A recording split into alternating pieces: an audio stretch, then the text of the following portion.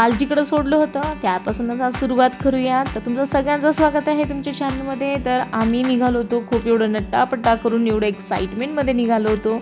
आणि एक्साइटमेंट एवढी जास्त होती कारण की आम्ही एक दिवस आधीपासूनच तो रिसर्च करत होता की आपण जस्ट सर्च करता ना की कोणतं एखादं रेस्टॉरंट चांगलं आहे बाबा जाण्यासाठी. तसंच आम्ही सर्च केलं होतं जस्ट. आणि एक इमॅजिनरी थॉट आपल्या माइंडमध्ये क्रिएट झाला होता की नाही, मोहनलाल थाली हीच खूप चांगली, कारण त्याच्यामध्ये असतात ना की मेनू काय आहे, प्राईस किती आहे, काही नाही. मग त्या पद्धतीनं आपण मिडल क्लास लोक सगळे कंपेअर करूनच जाणार ना.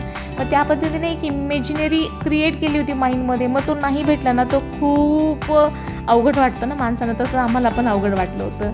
नाही, थाल म्हणून, थाल म्हणजे कसं, मला ॲक्च्युली आम्हा सगळ्यांनाच घरी थाल खायलाच आवडतो. कारण थाल म्हणजे एक कंप्लीट फूड असतो. त्याच्यामध्ये सगळ्या वस्तू असतात, पापडपासून, लोणचंपासून, स्वीटपासून, भाज्या, वरण सगळंच असतं ना त्याच्यामध्ये. कंप्लीट फूड असतो. मग तो मला जास्त आवडतो.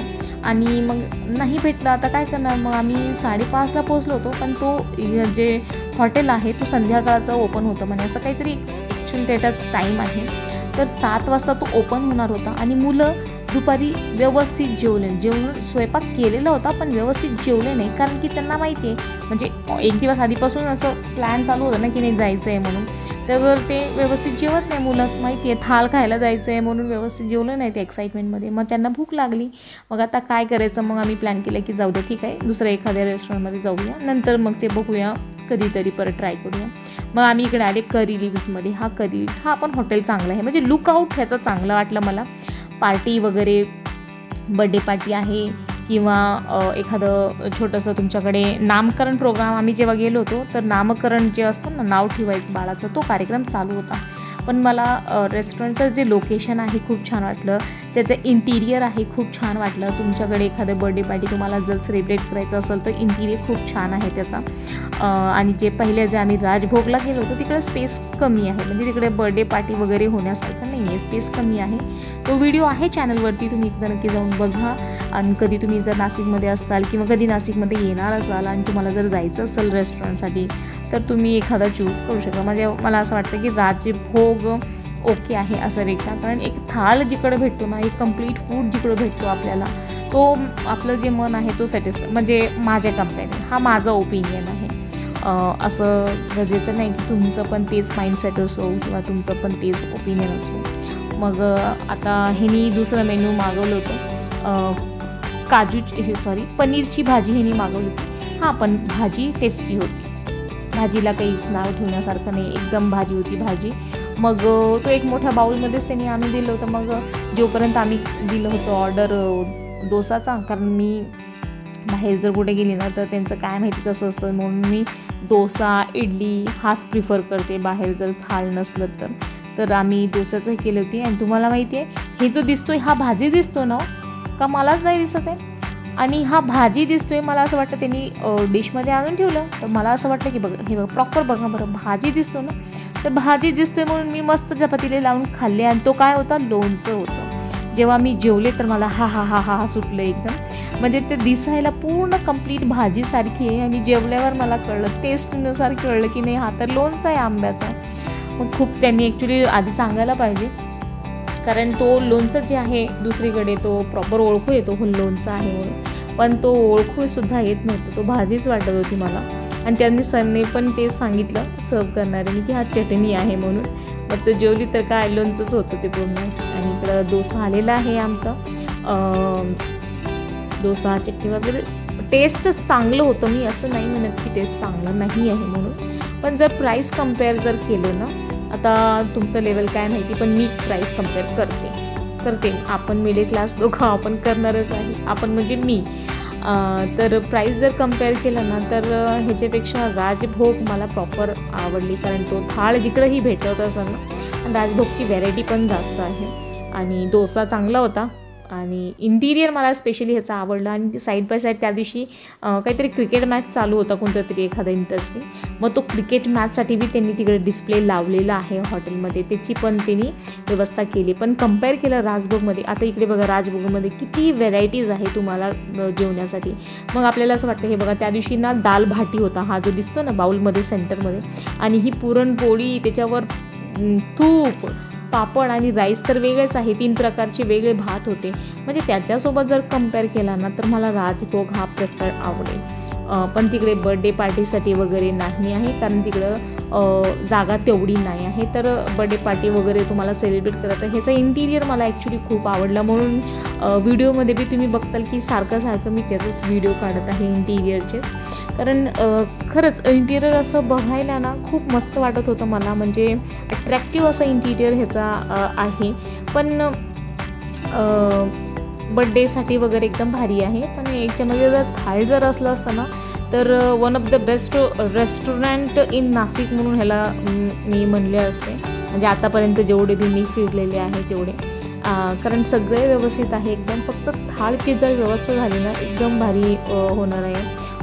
तर आता पैसे दिलेले आहेत ना, टिप दिलेली होती 50 रुपये मी द्यायला लावले होते त्यांना. तर फ्रीमधलं सोप कसं सोडणार आहे आपण? कोणीच सोडत नाही. हा प्रॉपर एक माइंडसेट असतो सगळ्यांचा. फक्त एवढंच की मी बोलून दाखवते, दुसरं कोणी बोलत नाही. फ्रीमधलं सोप आपण कधीच सोडत नाही आहे, तर आम्ही पण सोडत नाही आहे. सोप खाल्लं आणि निघालं. जेवण चांगलं होतं, तसं सगळं मला ओव्हरऑल व्यवस्थित वाटलं, एकदम छान वाटलं. फक्त प्राईस जर असलं ना 250 रुपयाची, मला असं वाटतं ना जिकडं आम्ही 250 रुपयेमध्ये ना राजभोगमध्ये थाळ खाल्ली होती, इकडं 250 रुपयाची फक्त भाजी होती. त्याच्यामुळे थोडंसं वाटलं की नाही ठीक आहे, थाळ खाल्लेला आपल्याला परवडून जाईल. आता हा बघा ब्लॉगरचा मुलगा ब्लॉगरच होणार आहे असं मला वाटतं. हा पण चालू आहे त्याचं एका ब्लॉगिंग करायचं. समर्थ म्हणलं की मी ब्लॉगिंग करणार आहे, मम्मी दे म्हणून. हे बघा ह्याचं चालू आहे काहीतरी बडबडणं. मग मी ते कट करून घेतलं. बघूया काय होणार आहे फ्युचरमध्ये. तर आता आम्ही चाललेलं आहे हे परत फिरायला. त्या दिवशी फिरायचाच दिवस होता आणि आता फिरून आम्ही आलेलं आहे जत्राला. जसं गावाकडे जत्रा वगैरे भरतो आपल्या देवाकडे, तसं इकडे पण एक मेला म्हणा, एक एक्झिबिशन म्हणा, जत्रा म्हणा, सिटीमध्ये पण तसं लावलेलं असतं. तसं आम्ही आलेलं आहे इकडं एक्सपोसाठी. खूप जण आले होते. हे बघा तुम्हाला दिसते. सुट्टीचा दिवस आहे आणि आता तर ऑलरेडी सुट्टीच आहे सगळ्या मुलांना, डेली सुट्टीच आहे. उन्हाळ्याचे वेकेशन चालू आहे. तर आम्ही जसं एंटर करतो तिकडं सगळं सिरामिकचे पॉट आहेत. गार्डनिंग साठी जे तुम्ही पॉट यूज करू शकता, इंडोर प्लांटसाठी तुम्ही जे यूज करू शकता ते सगळे पॉट्स आहेत तिकडे सिरामिकचे. खूप चांगले इंटिरियर डेकोरेशनसाठी पण काही वस्तू ठेवलेले होते तिकडे. पण जसं आम्ही एंटर केलं ना तसं लाईटच गेली. तर लाईट गेल्यामुळे परत आम्ही अजून मधी गेलो नाही. तिकडं जे टेंट हाऊस बनवलेलं आहे, त्यांनी टेंट लावलेलं आहे तिकडं, तर आम्ही एंट्रीच गेली नाही कारण की लाईट गेली होती. तर मग मी काय केली की बाहेरच आम्ही थोडंसं फिरलो आणि इकडे सगळं बघितलो आणि इकडूनच मी 2 पॉट घेतले ह्याच्यासाठी, इंडोर जे प्लांट्स असतात त्याच्यासाठी. 150 रुपयाचं एक पॉट त्यांनी सांगितलं होतं, ते मी घेतलेलं आहे. आणि मग त्यांच्याकडे चेंज नव्हती म्हणून 50 रुपयाचं अजून एक छोटं पॉट मी घेतलेलं आहे सिरामिकचा. इंडोरसाठी हे प्लांट्स खूप चांगले वाटतात. तिकडे कॉफी मग म्हणा, चहासाठी म्हणा. आता हे इंडोर प्लांटसाठी बघा, हे किती सुंदर पॉट आहे ना, एकदम मस्त. फक्त ना पण कॉस्टली सांगतात ते असं मला वाटतं. आता हाच एवढं छोटंसं पॉट 150 का 200 रुपयाला सांगितले होते त्यांनी. खूपच महाग जास्त रेट लावले होते मला असं वाटलं. पण माझ्याकडे एक पण इंडोर प्लांट्ससाठी असं खूप चांगले असे जे म्हणतात ना पॉट वगैरे नव्हते. त्याच्यामुळे मग मी छोटामध्ये जे कमी रेंजेचं आहे ते घेतले होते, आवडलं होतं म्हणून. तर त्याची प्राईस 150 होती. मग त्यांना 150 रुपये दिले, पण त्यांच्याकडे चेंज नव्हते म्हणून त्याच्यासोबत अजून एक घेतलं. 2 असं मी पॉट घेतले आहे. भांडे तर होते खूप चांगले डिश म्हणा, आपले जे काही किचनमध्ये आपण जे यूज करतो पॉट वगैरे, ते खूप चांगले होते, एकदम भारी आहे. बघा बघितलं की असं वाटतं की काय घ्यायला पाहिजे म्हणून. अजून मार्केटमध्ये ना काहीतरी ना जे आपले गव्हाचे असतात त्याचे बिस्किट होते, गुळाचे खारी, असं काहीतरी मी ऐकले तिकडे गुळाचे वगैरे पण. म्हणजे खूप चांगले हेल्दी वगैरे फूड पण होते. आता मधी जायला इकडे लाईट नव्हती म्हणून आम्ही तिकडं गेलं नाही. आणि आता इकडे दुसरीकडे आम्ही इकडे फिरलो तर तिकडे होतं फिश टँक, जसं टनल त्याला म्हणलं जातं आपण. तर पूर्ण वॉटर टनल होता. असं टनलमधून म्हणजे असं जायचं होतं आणि सगळीकडे पाणी होतं. आणि बाहेरचं जे डेकोरेशन होतं खूप अट्रॅक्टिव्ह केली होती त्यांनी, खूप छान अशी केली होती, मस्त दिसत होतं. पण फीस पण तेवढीच होती, एकाला 100 रुपये होतं. म्हणजे आम्ही 4 जणांना 400 रुपये टाकून आलो आम्ही. म्हणजे तो एक असतो की हां ठीक आहे, पण काय करणार आता मुलांना कधी बाहेर फिरायला गेलं की मग त्यांना पण घेऊन जावं वाटतं मध्ये, मग नाहीतर मग ते तुम्हाला काही इमोशनल ब्लॅकमेल चांगलंच करतील ते. आता मध्ये गेलं तर काय, आम्ही तसं बी व्हेजिटेरियन आहे, आम्ही नॉनव्हेज तर खात नाही, म्हणून फक्त फिश बघायचं काम होतं, खायचं काम नव्हतं तिकडे. तर खूप चांगले कलरफुल असे फिश होते, असं एकदम क्यूट होते, पण मला भीती वाटते त्यांना धरायला, म्हणून मी आरशातूनच हाय करत चालले होते त्यांना. दिसायला एकदम भारी, आणि हे तर असं वाटलं तर जसं की जेवण करून सुस्त पडलेले आहेत पोळ्या खाऊन, उठायचं नावच नाही आहे त्यांना. काय मला वाटलं की नकली आहे का काय माहिती, का फिश असते अशी एकदम सुस्त आहे, मूवमेंटच होत नव्हती त्या फिशमध्ये त्या प्रकारची. आता हे दुसरे कसं किती छान पाण्यामध्ये खेळत आहे, एकदम मस्त होता. आणि हे स्विमिंग पूलमध्ये बघा किती कलरफुल फिश आपले मस्त स्विमिंग करत आहे, किती छान, आणि बघूनच पोट भरून घेतलं एकदम मस्तपैकी. आणि आता आम्ही वॉटर टनलमधून जात आहे. खूप भीती वाटत होती मला. भीती का वाटत होती, म्हणजे जे खाली जिकडून आम्ही जात आहे ना, तिकडं खाली काच होता, म्हणजे काहीतरी एक वेगळंच करायचा प्रयत्न असतो त्यांचा. आता इकडून जायचं जेव्हा असतो बघा, खाली पाणी आहे, खाली फिश आहे, आणि त्याच्यावरती काच आहे, आणि त्याच्यावरून आपल्याला जायचं आहे, आणि त्यावरून समोर तुम्हाला हात धरलं होतं त्यानं, पण मला भीतीसुद्धा दाखवते, मम्मी तू पडेल, आणि जोराने चालत होतं. त्याचे पायाचे ठपके बघा, तो मुद्दामून मला चिडवायचा, आणि त्याला माहिती आहे की मी भीत आहे, तरी पण तो मुद्दामून जोरात आवाज करून मला हे करायचा. अजून मला म्हणतो, मम्मी तू घाबरते नाही ना, मम्मी तू घाबरत नाही ना. असं पोरगा आहे बघा. वॉटर टनल पूर्ण वरती पण पाणी, खाली पण पाणी. अरे बापरे, एवढं डेंजर बनवायची काय गरज आहे. मला तर भीती वाटते, असं सगळं खूप रिस्की वाटतं, पण फोटो काढायला मात्र चांगलं वाटतं, कारण तुमच्यासाठी ब्लॉग मला शूट करायचा असतो ना, तर ब्लॉगरचा हाच काम असतो. जिकडेही गेलं ना, खरं सांगते तुम्हाला मी सिरियसली, कारण मी पण आता एक, भले असं नसतो की मिलियन्समध्ये सबस्क्रायबर आहे तरच तुम्ही ब्लॉगर आहेत म्हणून. जेव्हा तुमचे सबस्क्रायबर 1000 असो, किंवा तुम्ही स्टार्टही केलं ना, तर तुम्ही ब्लॉगर झालेलंच आहे, त्या प्रोफेशनमध्ये गेलेलेच आहे. तर आता कोणतेही फंक्शनमध्ये जाओ, कुठेही बाहेर जाओ, तर आम्हाला हे नाही कळत की आम्ही एन्जॉय करत आहे का नाही. फक्त आमच्या डोक्यात एकच गोष्ट असते की नाही, आपल्या ऑडियन्ससाठी, आपल्या फॅमिलीसाठी, आपल्या यूट्यूब चॅनलसाठी आपल्याला ब्लॉग शूट करायचा आहे, आपल्याला व्हिडिओ शूट करायचा आहे. तर हाच डोक्यात घुमतं. आता हा पूर्ण मी जेवढं काही फिरलं, सगळं मोमेंट मी तुमच्यासोबत शेअर केलेलं आहे. म्हणजे जेव्हा आपण एखादी गोष्ट करत राहतो, आता मी तिकडं एकच काम करू शकणार आहे, एक तर एन्जॉय करू शकणार आहे, अदरवाईज दुसरा शूट करू शकणार आहे.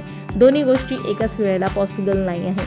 तर मी म्हणू किंवा दुसरं कोणतेही व्हिडिओ बनवणं, शूट करणं, एडिट करणं, त्याला अपलोड करणं, सगळ्या खूप गोष्टी असतात, आणि तो खूप अवघड काम असतो ॲक्च्युली. पण एवढं सगळं करूनसुद्धा जेव्हा सपोर्ट भेटत नाही ना, तेव्हा खूप जास्त त्रास होतो की नाही, आपण एवढं एफर्ट करतो आहे, सगळ्या गोष्टी व्यवस्थित आहे, तरीसुद्धा समोरून सपोर्ट येत नाही. आणि यूट्यूबवरती असे भरपूर व्हिडिओ आहे जिकडे की काहीच एफर्ट नसतं त्याच्यामध्ये, काहीच मटेरियल नसतो, तरीसुद्धा भरभरून लाईक्स येतात, शेअर्स येतात, किंवा सबस्क्रायबर असतात. ओके ठीक आहे, जाऊ द्या, त्या गोष्टी बाजूला राहू द्या, आपण एन्जॉय करूया. तुम्हाला सांगू का, अशा जे जत्रामध्ये किंवा फेस्टिवलमध्ये जेव्हा आपण जातो ना, एवढं भंगार तिकडं जेवण असतो ना, म्हणजे कसलंही तेल. आता इकडं मुलं खेळत आहे, म्हणून मी म्हणलं त्यांना की चला जाऊ द्या, कारण मी तिकडं फक्त डोसा खाल्ला होता ना, म्हणून भूक लागली होती मला, म्हणून मी म्हणलं की चला, जोपर्यंत मुलं एन्जॉय करत आहे, तिकडं असं अनलिमिटेड टाईम होता, मग ते मुलांना खूप एन्जॉय करायला भेटला. म्हणजे 50 रुपये काहीतरी घेतले, पण अनलिमिटेड, तुम्हाला 2 तास 3 तास जेवढं खेळायचं खेळा म्हणून असं सांगितलं होतं. म्हणून मला बोर होतं, तर म्हणून ते मी दाबेली घेतली होती, तर एवढी भंगार होती. आणि परत आल्यावरती मग मस्त दाल खिचडा बनवला, एन्जॉय केला.